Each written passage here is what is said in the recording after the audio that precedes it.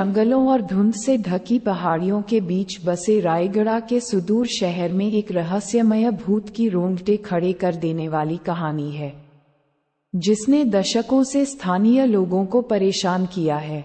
ये कहानी पीढ़ियों से चली आ रही है, जिससे निवासियों के मन में डर और साजिश का मिश्रण भर गया है।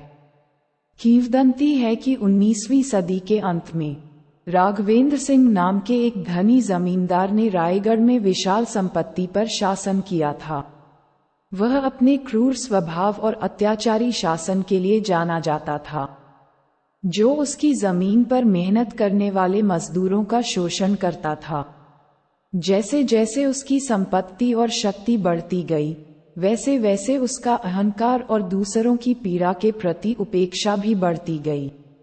एक दुर्भाग्यपूर्ण रात उनकी भव्य हवेली में आयोजित एक भव्य दावत के दौरान उत्पीड़ित श्रमिकों के बीच एक विद्रोह हुआ।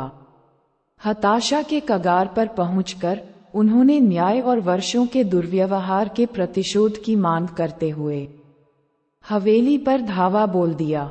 आगामी अराजकता में राघवेंद्र सिंह को एक भयानक भाग्य का सामना करना पड़ा। क्रोधित भीड़ ने उनकी बेरहमी से हत्या कर दी।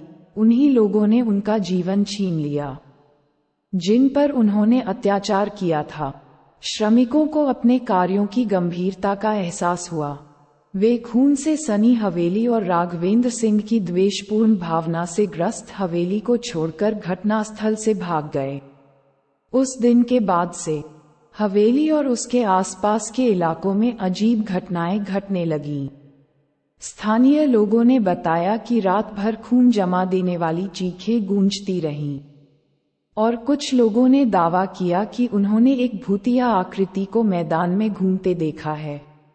राघवेंद्र सिंह की आत्मा परिसर में प्रवेश करने वाले किसी भी व्यक्ति से बदला लेना चाहती थी। समय के साथ हवेली जर्जर हो गई, इसके भव्य हॉल ढह गए और वनस्पति से उगाए।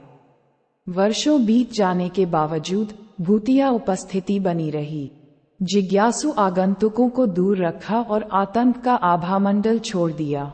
रायगढ़ भूत की कहानी दूर दूर तक फैल गई, जिसने देश के कोने कोने से रोमांच चाहने वालों और असाधारण जांचकर्ताओं को आकर्षित किया। कई लोगों ने प्रतिशोधी भावना के आसपास के रहस्य को जानने का प्रयास किया, लेकिन अधिकांश खाली हाथ या अस्पष्टीकृत घटनाओं की कहानियों के साथ लौट आए। आज तक रायगढ़ भूत की कहानी स्थानीय लोगों और आगंतुकों की कल्पना को समान रूप से आकर्षित करती है। ये हवेली, जो अब एक जीर्ण शीर्ण खंडहर है, अतीत और अपने अंदर छिपे काले रहस्यों की भयावह याद दिलाती है।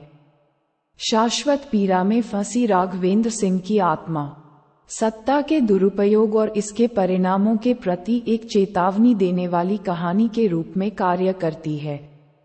चाहे रायगढ़ का भूत लोक कथाओं का उत्पाद हो, अपराध और भय की अभिव्यक्ति हो, या कुछ और अलौकिक हो, यह एक डरावनी कहानी है जिसने खुद को शहर के इतिहास और संस्कृति के ताने बाने में बुना है और सामूहिक चेतना पर हमेशा के लिए अपनी छाप छोड़ दी है। उन लोगों में से जो रायगढ़ को अपना घर कहते हैं।